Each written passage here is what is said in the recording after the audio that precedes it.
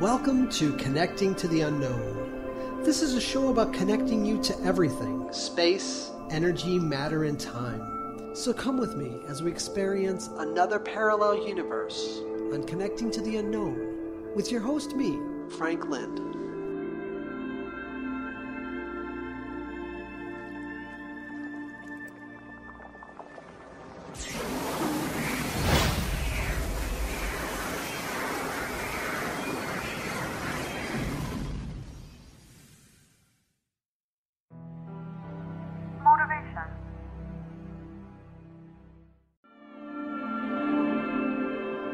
You're listening to Connecting to the Unknown on Aldea Musical Radio. One sound, one voice. Heard in over 80 countries. I'm your host and guide, Frank G. Lin. And this show is a show about connecting you to everything. A show that engulfs not only space, energy, matter, and time, but it engulfs you, the listener. And that's what we want to do. We want to connect you to the unknown and take you on a journey. A journey where you connect to something different, something that's out there that you may not have experienced. And today we're going to go into the world of motivation. So what is motivation? Why are we motivated? And what does it take to get there? I mean, we all wake up in the mornings and sometimes we're just kind of humdrum. Nobody really wants to do anything. I mean, I'm guilty of it. I'm sure you are. You wake up, your feet hit the floor, and you're thinking to yourself, not another day where I've got to drive to work and I've got to deal with the people that I work with and I've got to eat the same food. I mean, it just becomes mundane. So I've connected you, the traveler, to a world of motivation. A place that we all want to go, right? Some place that we don't really necessarily want to go alone, which is why you're traveling with me, so you have somebody to go with. And to do that is actually to have fun doing it. And like I was explaining, over the course of years, I've trained people and I've told them, what does it take to get motivated and how do you get motivated? And what I've learned is that they did a study at the College of Berkeley and they found out that 75% of people hate their jobs. 75% of people hate their jobs. I mean, that's a big number. That means the people that, if you're in a room or in an office with 100 people, that means 75% of those people don't even want to be there. So what is the reason for that? And what does it take to shift that and to get motivated to do something else? And that process means that you have to, again, think of something different and how you want to do it. So the first thing I'd like to talk about is, you're big enough, why? You got to have a really big reason why. Why is it that you want to change? And that reason why has to be something so big that it has to change your life forever. I had a friend that was actually a very, very big smoker. He actually smoked a pack of cigarettes a day. And he came to me one day and he said, you know what, I'm not going to be smoking anymore. And I was like, oh, that's kind of weird. This guy smokes all the time.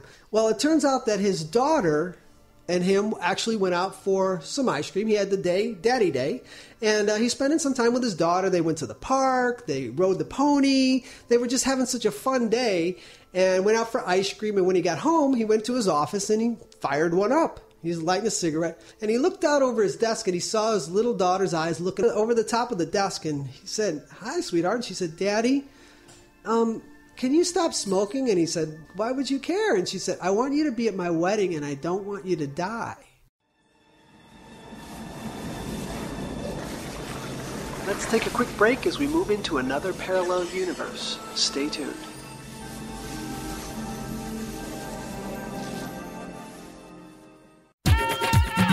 Esta es Aldea Musical Radio, transmitiendo desde Fort Lauderdale, Florida, para todo el mundo a través de www.aldeamusical.com.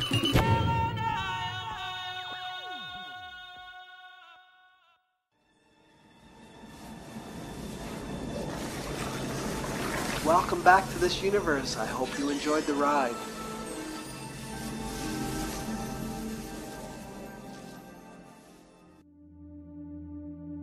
Coaching. Advice. But the other thing too is you got to watch who your friends are. Now let's just say you wanted to lose a few pounds, okay? And you've got friends that like to eat at, your fast food places, and they like the junk food, the ice cream and all the fun stuff. But listen, you want to lose a little weight.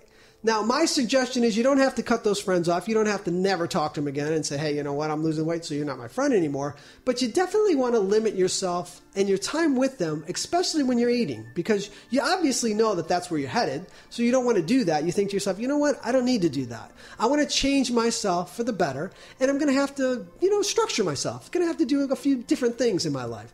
But we're building kind of we've made like a little pie here, and we're adding the recipe to make sure that everything comes out perfectly. Because I want to give you enough tools that you're going to need. I mean, these tools are the tools that I used, and that's the important thing. I've used every one of these tools, and they've helped me, and I know that they're going to help you, which is what we're looking for. I want to make sure that you have the equipment you're going to need to go out there and say, hey, you know what? I got a little something. I want to get motivated, and this is what I'm going to do it. I'm going to act like it. Just one takeaway. And what Tough Mudder is, it was put together by these extremists who actually put together the toughest and the hardest obstacles for like Secret Service guys and Navy SEALs and Green Beret. Actually, that's not true, but all these guys, it felt like it, because from where I was, it felt like it was. So they put all these guys and they did all these obstacles and they made it so difficult. It was actually a 13-mile race, which I thought was only going to be 10 miles. And believe me, those 3 miles really mattered. And I actually ran and got into this race. So I built myself up. I started running every day. I started working out with weights. I started going through this whole process. And I actually was able to partake in this race.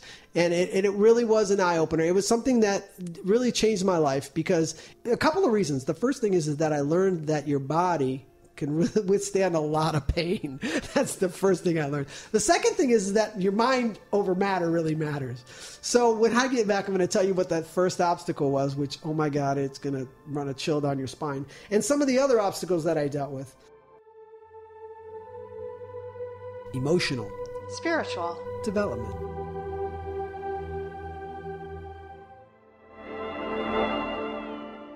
What do you think? Let me know. Connect with me in some way, either on Twitter, Facebook, Instagram, whatever it takes. And then we'll see if we can't answer some of those questions for you for the upcoming show, because I think it's kind of important that we all stay motivated and we all work together. It's a community. It's a connection. We all want to stay connected. We all want to work together. Anything we can help to get each other over the edge.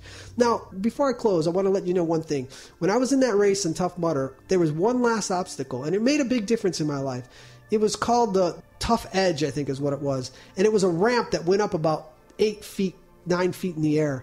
And there must have been 15 guys, 16 guys at the top of there helping each other over that edge. They just reached down their hand, come on, let's do it, get it up there. They'd throw down their hand, they'd pull that guy up, that guy would switch with that guy, come on, let's do it, you can do it. It was just the motivation that was behind it was just incredible. I mean, it was just, the energy was just surging through not only these guys, but the whole area. And that's exactly what I'm looking for today. I really want to be able to throw that arm down and say, hey, let's do this. You can do it. I mean, anybody. I mean, you're running up a ledge. Let me throw my hand down there and let me give you a hand.